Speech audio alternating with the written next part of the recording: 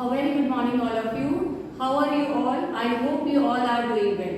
Today I am science teacher come with a very interesting topic today, that is animals and their young ones. We have already discussed everything about this chapter, but let's have a quick recall of the chapter what we have studied in this chapter.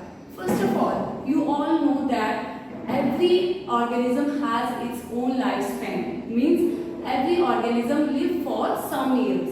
What happened to them? They take birth, and after that they become adulthood, and after that they die. So every organism has its lifespan. So to continue the life on the earth, we are having a process that is known as reproduction. It is very important process to continue the life on the earth. So reproduction is the process in which the organism give birth to the young one. So that process is known as reproduction, right? So reproduction, we are having two types of reproduction. Means we are giving birth to the young ones by two ways. First, the animals who give birth to the young ones, they are known as mammals, right? Means those animals who give birth to the young one of their own kind, like human being is giving birth to the human child, and the dog is giving birth to the puppy, means dog baby, right? So every organism give birth to the young one of their own kind. Such type of animals are known as mammals. And second category is animals who lay egg. So there are lots of animals who lay egg. So today we will study in detail about animals who lay egg. So before studying with the next, so let's recall first who are the animals who lay egg. There are lots of varieties like reptiles.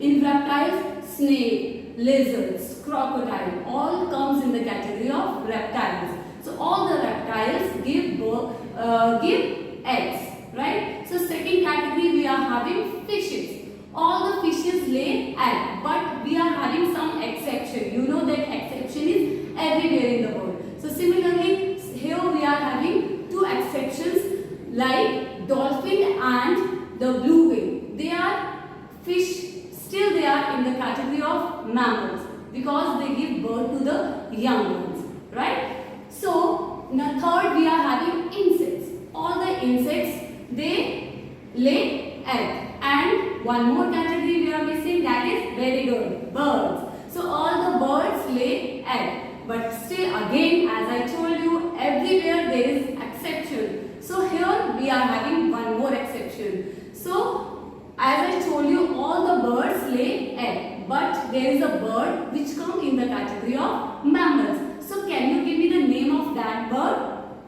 Yes, very good. Bat.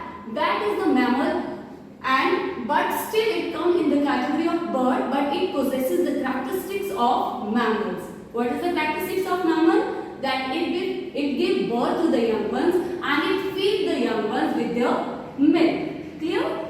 So now let's study in detail how the development of baby starts in the egg. For that we have to study first the internal structure of the egg. So let's see the internal structure of the egg.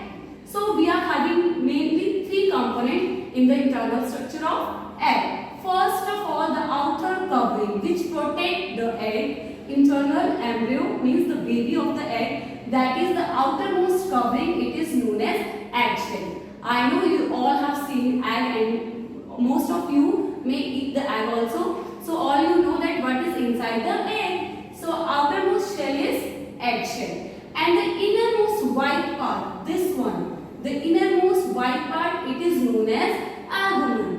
So this part is rich in protein. Okay, so the most innermost part, which is the yellow part, it is known as yolk, where the development of embryo starts, right? The embryo means the baby of any animal, that is embryo. So embryo's development start in this portion, that is yolk, and yolk is rich with fats. So it contains all the nutrients which is required for the growth of embryo. So mainly three parts are there. First of all, eggshell, then the white portion, albumin. Albumin is rich in protein, and the next part, that is yolk, which is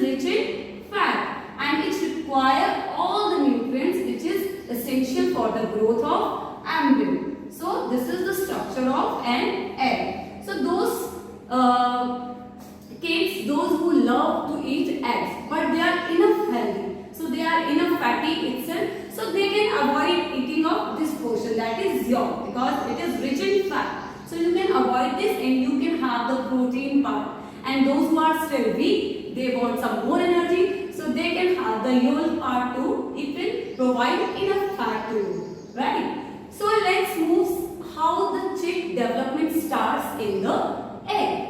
So here you can see a flow chart which shows the cycle of the development stages of a chick. First of all, this is the egg, beginning of the egg when embryos start developing. You can see a red dot in the yolk part where the embryos start developing. In the 4th day, you can see that division of the cells start. So here the embryos start developing in proper way, and you can see the small eye is visible in the 4th day. When you go to the 8th day, the eye becomes very big in size. So you can see eye is clearly visible, and the rest of the part they are still developing. And when it comes to the 12th day, eyes, its feather, its beak, everything is clearly visible on 12th day. On 16th day, the full baby is completely developed, right? So eyes, beak, feathers, small you can see their forelimbs, it is clearly visible. So on 16th day, a baby is almost fully developed.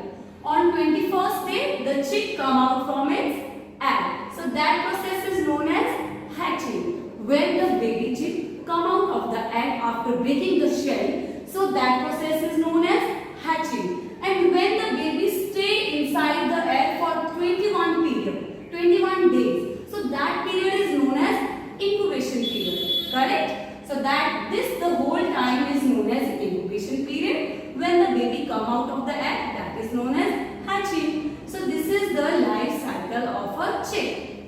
So in detail we will study about there are some animals who are having 3 stages in their life cycle, and there are some animals who are having 4 stages in their life cycle. As we talked about chick or hen, it is having 3 stages in their life cycle. First the egg, then chick, and then the adult hen. And the similar way, the fishes, they are also having 3 stages in their life cycle. First the eggs, then baby fish, and the adult fish. And if we talk about frog, again frog is having 3 stages in their life cycle. So what are these? Egg become tadpole, and tadpole become adult frog. Clear? So cockroach is again having 3 stages in their life cycle. So what the baby called? Like egg become nymph, and nymph become adult cockroach. Clear? So these are some animals who are having 3 stages in their life cycle. But there are some other animals who are having 4 stages in their life cycle. As you can see here, the life cycle of butterfly. So first, the butterfly lay eggs. This is the first stage, that is egg. After some time, egg converted into caterpillar. After caterpillar, the caterpillar become inactive. It do not eat anything, and it make a thread-like structure around it, and that stage is known as pupa.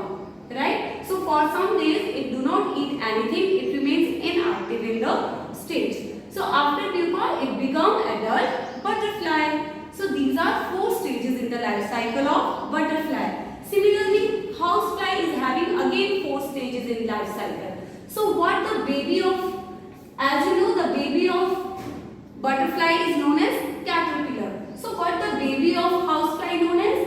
Baby of housefly is known as maggot. Rest of the stages remain same for butterfly or housefly, but here in the place of caterpillar, it developed into maggots, right? So this is the life cycle of butterfly or the animals who are having 4 stages in their life cycle. I hope this is clear. So let's have a quick recap of the topic. So reproduction, as you know, it is the process in which we give birth to the young ones. So that is known as reproduction. We have studied 2 types of reproduction here. First, the animals who give birth to the young ones. So those are known as mammals. Like we human beings are in the category of mammals. And animals, second category, animals who lay egg. There are lots of animals who lay egg. So here we have studied some animals who lay egg like hen, fishes, frog, cockroach, butterfly, housefly. These on the basis of their stages in the life cycle, 3 stages in the life cycle and the 4 stages in the life cycle. I hope this topic is clear to you. Thank you and have a nice day.